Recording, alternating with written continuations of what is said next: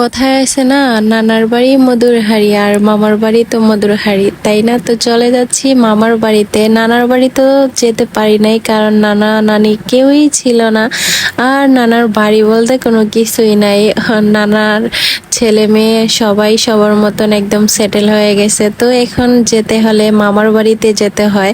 আমি কখনো বলতে পারি না যে আমার নানুর বাড়ি। সবাই যখন বলে নানুর বাড়িতে যাচ্ছে, নানুর বাড়িতে অনেক আনন্দ করতেছে, কিন্তু আমার খুব বেশি খারাপ লাগে যে আমার কোনো নানুর বাড়ি নাই। আর এই তো গাইস, আমি এখন চলে যাচ্ছি আমার মামার বাড়িতে। তো যাই হোক, কষ্ট, হাজার কষ্ট বুকে নিয়ে চলে যাচ্ছি এখন মামার বাড়িতে মধুর হাড়ি। আর আমার মেয়ে যখন আমার মার সাথে খেলা করে, নানু ডাকে, তখন আমার খুব বেশি ভালো লাগে। আমার মেয়ে মাশাআল্লাহ সবাইকেই পাইছে, শুধু নানাকে পায় নাই। তাও তো বলতে পারে যে নানুর বাড়ি যাচ্ছি। আমার মেয়ে আরেকটু বড় হলে তো বলতে পারবে যে নানুর বাড়ি যাচ্ছি। আর এই তো আমরা চলে আসছি আমার মামার বাসায়, বড় মামার। কারণ মামা তো নাই এখন, মামতো বোন মামানি সবাই আছে। সবাই আমাদেরকে ওই উপর থেকে দেখে ফেলছে। আমি ভাবছিলাম ওদেরকে সারপ্রাইজ দিব, কিন্তু আমি নিজে সারপ্রাইজ হয়ে গেছি। ওরা আমাদেরকে উপর থেকে দেখে ফেলছে। কারণ এই তো আমাদের বাবাটা রাস্তায় খেলা করতেছিল আর দেখে বলতেছে যে খালামণি এসছে।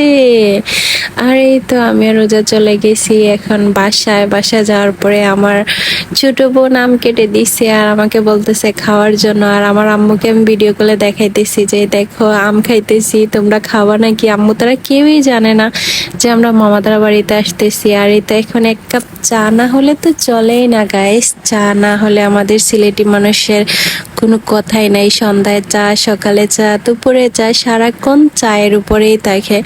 এই তো মামানির সাথে একটু আগে ভিডিও কলে কথা বললাম। উনি বলতেছে ওনার খাবার খাইতে মন চায় না। আমি বললাম খাবার তো খাইতে মন চাইবে না, কিন্তু পান আর চা না খেলে তো আপনাদের কোনো কথাই নাই, কারণ পান আর চা খাইতেই হবে। এরপরে চলে গেলাম আমরা ছাদে একটু ঘুরে দেখার জন্য। এটা ওদের নতুন বাসা। আর অনেক আগে এসেছিলাম, কখন আপনাদের ভাইয়াকে নিয়ে গেছিলাম, প্রায় 7 মাস পরে আমি আবার মামানিতার সাথে দেখা হইলো। কারণ ওরা এবার ঈদের সময় বাড়িতে যায় নাই। আর খুব বেশি আমার মন চাইতেছিল যে আমার মামানিরে দেখার জন্য, তো তাই চলে গেলাম মামানিকে দেখার জন্য। আর সবাইকেও দেখে আসলাম। আলহামদুলিল্লাহ সবাই ভালো আছে, সবাই সুস্থ আছে, সবার জন্য দোয়া করবেন। আর এই তো আমার ভিডিওটা যদি ভালো লাগে অবশ্যই লাইক, কমেন্ট এবং শেয়ার করতে ভুলবেন না, কারণ আপনাদের ভালোবাসা সাপোর্ট ছাড়া এত দূর আসতে পারতাম না। আর এই তো দেখেন গাইস, আমি আমার বোনের সাথে এখন সুন্দর একটা ভিডিও বানানোর জন্য বলতেছি, কিন্তু এই ভিডিওটা আমি রিলস হিসাবে ছাড়তে চাইছিলাম, কিন্তু হয় নাই, কারণ আমার এখানে কপিরাইট চলে আসবে, আমি মিউজিক দিতে পারি নাই। আর এই তো আমরা বোনেরা যখন একসাথে থাকি সারাক্ষণ ছবি ভিডিও এগুলো নিয়েই ব্যস্ত থাকি।